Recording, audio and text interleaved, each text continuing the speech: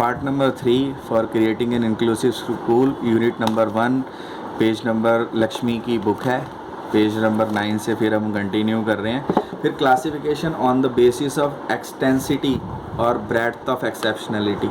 अब क्योंकि क्लासिफिकेशन की बात कर रहे हैं तो बहुत तरीके से क्लासिफिकेशन है, ठीक है। साइकोसोमेटिक क्लासिफिकेशन है, मुझे नहीं लगता कोई खास ऐसी कोई चीज़ है ये। डिस्टिंक्शन बिटवीन डिसेबिलिटी, इम्पेयरमेंट और हैंडी। देखो भैया ये क्वेश्चन आ सकता है, मैं सीधी सी बात बताऊँ, ऐसी चीज़ों पे क्वेश्चन बनते हैं, ठीक है। अब मैं अगर इसको डिफाइन करूं कि वैसे तो ये तीनों एक जैसी टर्म्स लगती हैं, इसीलिए इस पे क्वेश्चन बनेगा।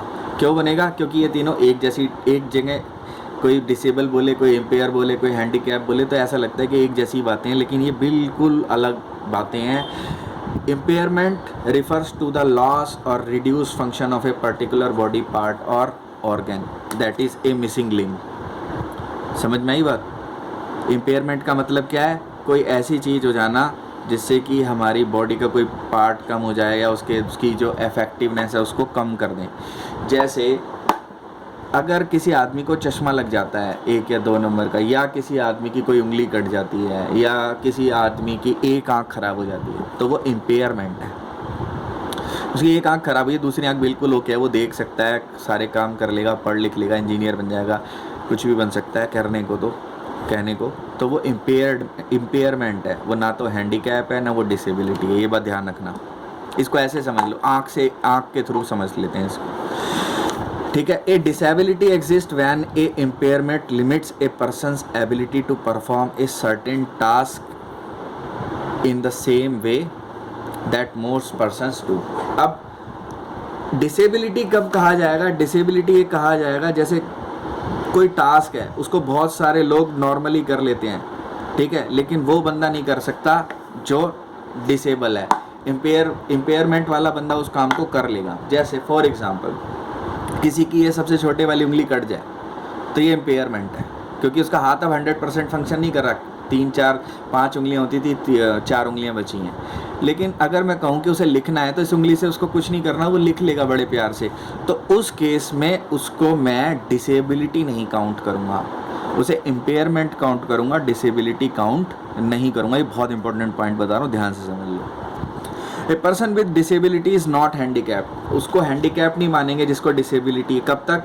However unless that disability leads to educational, personal, social, vocational and other problems। जब तक वो डिसेबिलिटी इन सब में से कोई ना कोई प्रॉब्लम करेगी। वोकेशनल मतलब उसके कमाने खाने में प्रॉब्लम करेगी, और अदर प्रॉब्लम्स भी हैं। एजुकेशनल पढ़ने लिखने में प्रॉब्लम क्रिएट करेगी, पर्सनल प्रॉब्लम क्रिएट करेगी, सोशल प्रॉब्लम क्रिएट करेगी।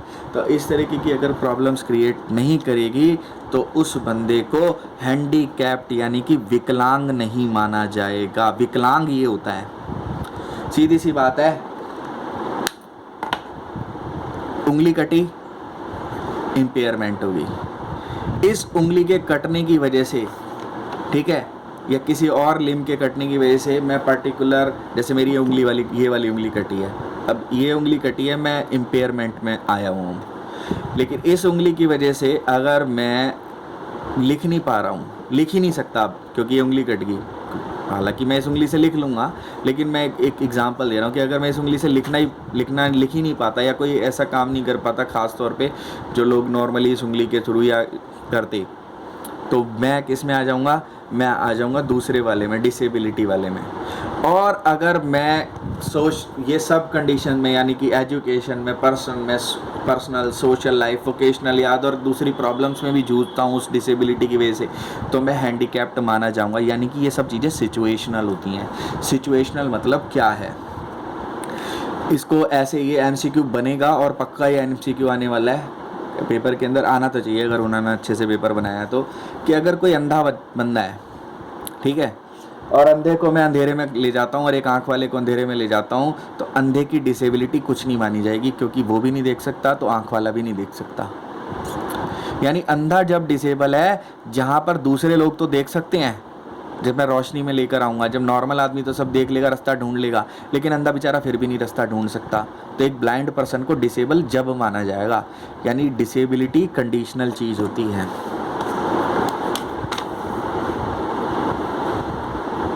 अब एक इसके अंदर क्वेश्चंस आते हैं।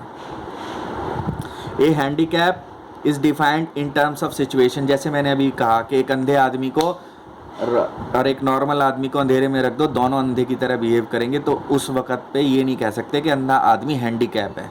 हाँ, वो इम्पेयर्ड है, वो डिसेबिलिटी भी शायद उस वक्त आएगी कि नहीं, अगर मैं देखूँ नहीं, उस वक्त डिसेबिलिटी भी नहीं गिनी जाएगी क्योंकि डेफिनेशन ऐसा नहीं कहती। ठीक है, अगर एक अंधे आदमी को और एक नॉर्मल आदमी को अंधेरे में रख देंगे घुप अंधेरे के अंदर, तो वो सिर्फ अंधा आदमी सिर्फ इम्पेयर्ड है, ना तो वो डिसेबल है ना वो हैंडीकैप्ड है। तो एक हैंडीकैप किस तरीके से डिफाइंड होता है, सिचुएशन के हिसाब से डिफाइंड होता है। ठीक है, अब एक लंगड़ा आदमी है, लंगड़ा आदमी अगर वो उस पर कंप्यूटर पे टाइप करना है उसको, तो उसके लंगड़ेपने से वो हैंडीकैप नहीं बन जाएगा, क्योंकि उसके हिसाब से वो काम वो कर सकता है, तो उसको विकलांग नहीं माना जाएगा उस काम के लिए। तो सिचुएशन पे डिपेंड करता है विकलांग होना। ये पेपर में बहुत इंपॉर्टेंट क्वेश्चन बनेगा, मैं बता रहा हूँ, अगर पेपर किसी अच्छे बंदे ने बनाया तो। दूसरी बात है, a disability becomes a handicap when the lack of aptitude makes an individual less able or less competent in carrying out a job। अब इसको ऐसे समझो कि मैं एप्टीट्यूड की बात कर रहा हूँ, कि ऐसे नहीं है कि हमेशा एक वो है डिसेबिलिटी है वो हैंडीकैप की तरह बिहेव करेगी। नहीं नहीं नहीं नहीं, ऐसा नहीं है, और भी कई कारणों से हो सकता है। ठीक है, जैसे एक अंधा आदमी नॉर्मली आंखों के काम के लिए कंप्यूटर के काम के लिए तो अंधा माना जाएगा, या किताब नॉर्मल किताब पढ़ने के लिए तो अंधा माना जाएगा, लेकिन एक अंधे आदमी को सितार बजाने के लिए या म्यूज़िक बजाने के लिए, जैसे रविंदर जैन है वो अंधा था फिर भी बजा लेता था, तो उसके लिए उसको हैंडीकैप नहीं माना जाएगा। ये भी बात एक इम्पॉर्टेंट बात आती है निकल के, दोनों बातें बहुत ध्यान रखना। अभी विजुअल इम्पेयरमेंट वगैरह मैं नहीं कराने वाला हूँ,